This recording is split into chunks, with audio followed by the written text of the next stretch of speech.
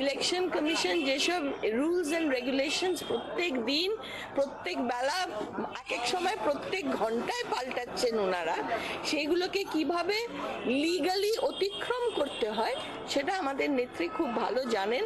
এবং ভবানীপুর বিধানসভা কেন্দ্র ঘিরে চলছে নির্বাচনী প্রচারের পারদ। নিজের কেন্দ্রে প্রচার শুরু করার পর থেকেই 63 নম্বর ওয়ার্ডকে বিশেষ গুরুত্ব দিচ্ছেন তৃণমূল নেত্রী মমতা বন্দ্যোপাধ্যায়।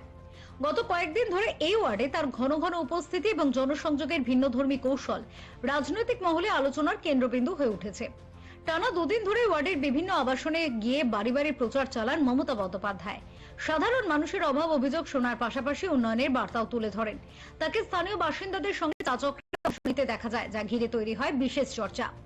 এই প্রচারে তার সঙ্গে নিয়মিত দেখা গিয়েছে 63 নম্বর ওয়ার্ডের পুরমাতা সুস্মিতা ভট্টাচার্য চ্যাটার্জিকে।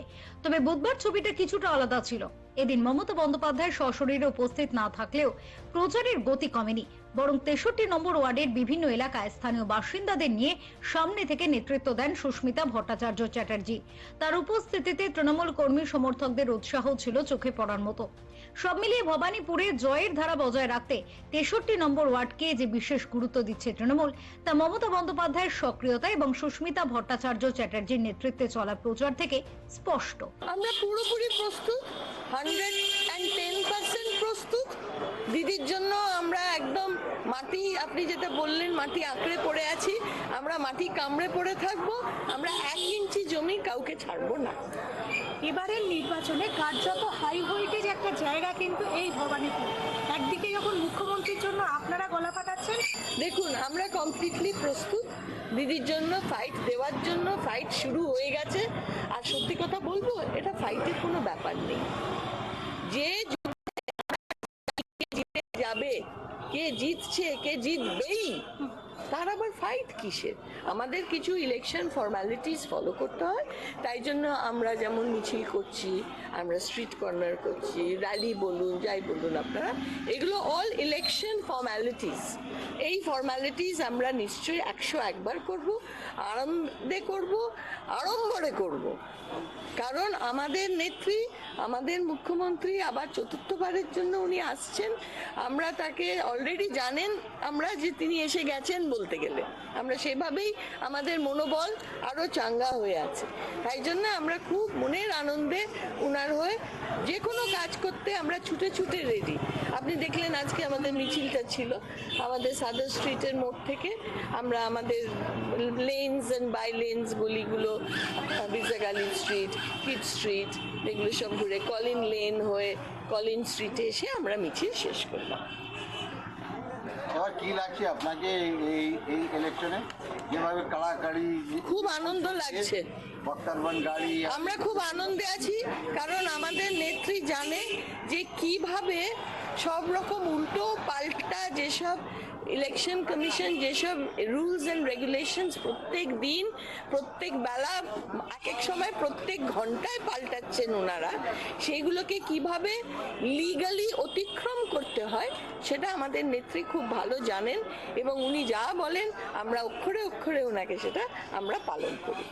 আমরা যখন থেকে অ্যালসমেন্ট হয়েছে তখন থেকে আমরা কাজ আরম্ভ করে দিয়েছি। যেই তো দিদি সবারই জন্য চিন্তা করে, তো আমাদেরও একটা কর্তব্য কি ওনার জন্য কিছু করা উচিত। তো সেই জন্য প্রথম দিন থেকে আমরা উঠে আমরা লেগে গেছি। কালকে আপনি দেখলেন কোনো পারমিশন ছিল না, ও দেখলো কি একটু যাই, সব ওখানে আছে, গাড়ি ঢুকালো, আমরা বসেই ছিলাম, এসে চাটা খেলো, গল্প করলো, সব মানুষরা এসে গেলো। তো এলাকার লোকজনকে ভালো লাগলো, বলে দিদি এত ভালোবাসে এই 63 ওয়ার্ডের কালাঙ্গা কলিনকে যে এখানে চলে এসছে। আর একটা কথা বলি ইলেকশন কমিশনের ব্যাপারে, যেভাবে ওরা করছে, যে মোটরসাইকেল ইলেকশনের আগে বন্ধ, কোনো এমার্জেন্সি কোনো জিনিস বলে এমার্জেন্সি হলে ছেড়ে দেবে, তো পুলিশ যে ছাড়বে কি এমার্জেন্সি, কোথা থেকে কাগজটা আনবে? একটা সিস্টেম তো তৈরি করতে হবে আপনাকে। না সিস্টেম করলে আপনি বলে দিলেন মোটরসাইকেল চলবে না। এই হচ্ছে ব্যাপার। সব দিক দিয়ে চাচ্ছে কি বাংলাকে কিভাবে আমরা কবজাটা করি। এখানকার লোকজন সব বুঝে গেছে। আজকে দেখছেন কালকে আছে, আজকে আজকে শিলিগুড়িতে সব বাস তুলে নিয়েছে। কেন? তারা কি ভোটাররা ভোট দিতে পারে না, এইসব তো কাণ্ড চালাচ্ছে।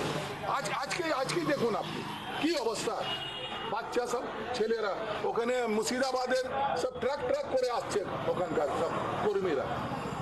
আরেকটা জিনিস বলি আপনাকে, আপনার মনে হবে অধীর রঞ্জন চৌধুরীকে লোকসভা যে ইলেকশন যখন হচ্ছিল তখন ওকে মিডিয়াওয়ালা জিজ্ঞেস করলো কি যদি দাদা আপনি যদি হেরে যান তো আপনি কি করবো? বলে আমি ঝালমুড়ি বিক্রি করবো।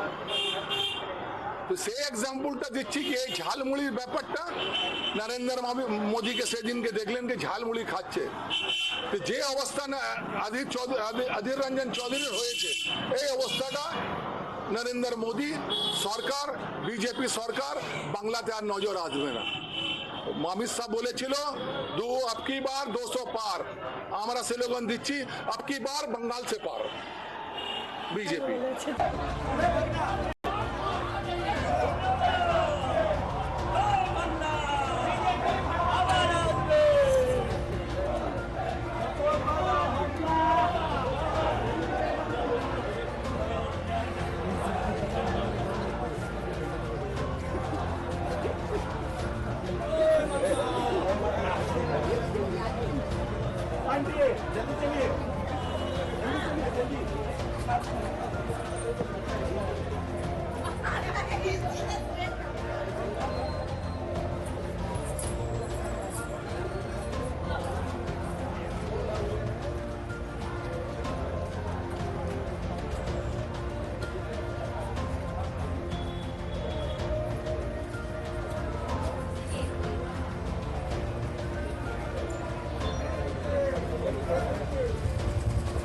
Bureau report, channel 10।